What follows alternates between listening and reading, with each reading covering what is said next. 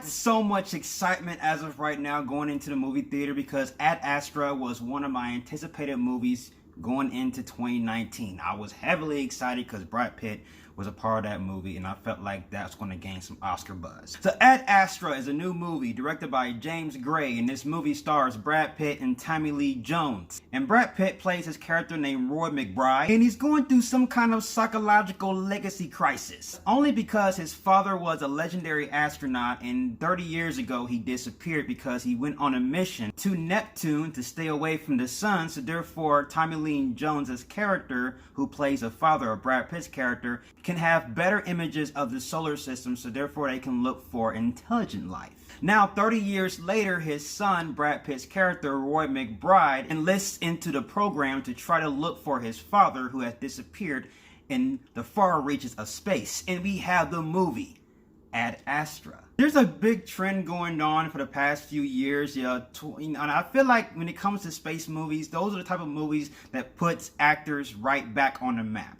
Like was Interstellar. That movie put Matthew McConaughey on the map. Matt Damon became an Oscar-winning actor with his performance in The Martian when he went up in space in that movie. Ryan Gosling also gained some Oscar buzz with his performance of Neil Armstrong when he went into space. So yes, this is definitely Brad Pitt's turn to gain some Oscar buzz going into this movie. So I had so much excitement because I love sci-fi. I love sci-fi movies that captivates your mind, makes you want to think. And leaving out this movie, I just have to say that I was just, I'm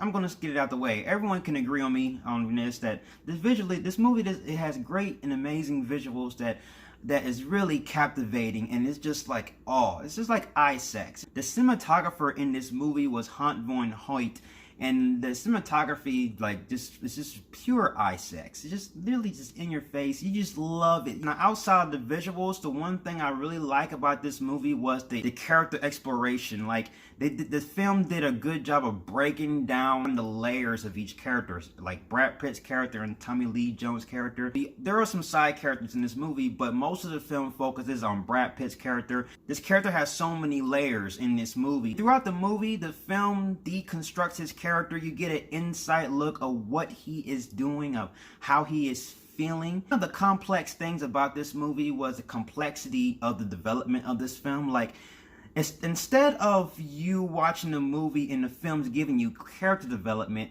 the film is giving you character development through voiceovers. We see Brad Pitt's character, he's not giving out a bad performance. Brad Pitt is giving out a very good performance, but it's nuanced. It's like that emotionless, off-put type of performance where a character doesn't really say anything, doesn't really express words, but he expresses how he feels through facial expressions and body language.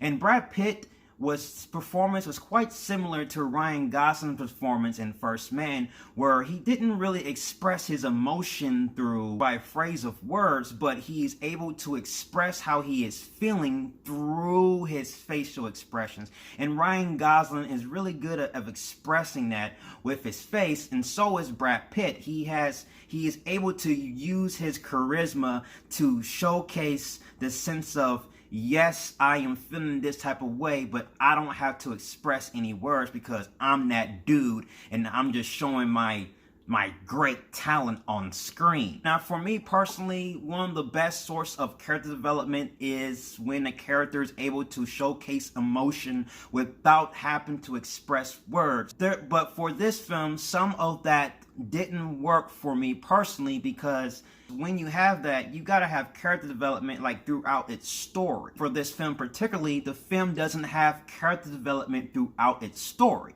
It mostly revolves around the voiceover from the Brad Pitt's character voicing over almost every move he makes throughout this movie. It's not about what I want. It is all about the principle. The principle to not reveal your power. But if you do, you lose everything. But I must face the consequences. I have repented my sins. I have been cleansed of the darkness. But still, I cannot tell the difference between talking through content and talking through context. I must realize that I am just a failure, and the anxiety continues to attack.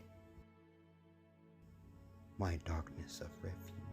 You guys gotta understand that this movie is a slow burn. Like this movie, like there's a difference between slow burn and boring.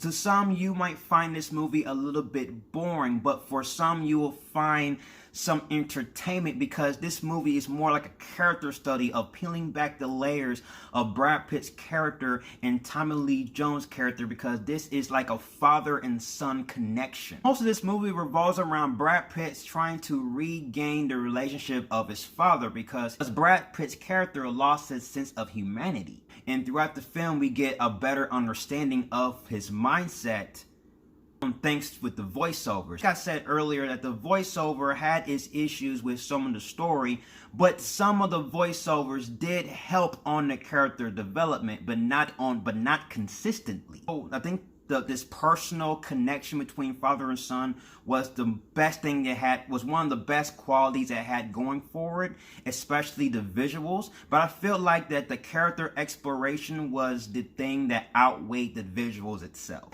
So yes, Brad Pitt did do a good job with his performance. Tommy Lee Jones, I feel like he played Tommy Lee Jones. And there is times where the movie loses its interest level a little bit, where you get a little bit bored. There was a moment in the second act where I felt a little bit bored. And one of the things that I had to say was a flaw with this movie, that it didn't really have good going for it. Like, I did agree with the voiceover. Now, I accepted that they used voiceover as a source of development and story progression for this movie, but I didn't agree with it. I just thought that if you took out the voiceover, the movie wouldn't have a story much, and you wouldn't have a sense of development, and I wouldn't care for Brad Pitt's character. If that's not an issue, then I guess this movie is definitely for you. I still consider this one of the best movies of the year, so definitely I'm going to give AD ASTRA a Christian Bale Batman. I'm definitely going to buy this movie on Blu-ray. Not everything I wanted, but still, I got what I deserved. That's my review of AD ASTRA. Have you seen AD ASTRA? What are your thoughts? Comment below and let's talk about it. And I will see you guys in the next review. Thank you for watching. I want to let you guys know you are the best, and I'll see you guys in the next review. And if you like everything you see and you agree, subscribe to my channel and join me in the Batman family. I'll have more Batman-tastic reviews in a way. You have been warned. Till then, ciao.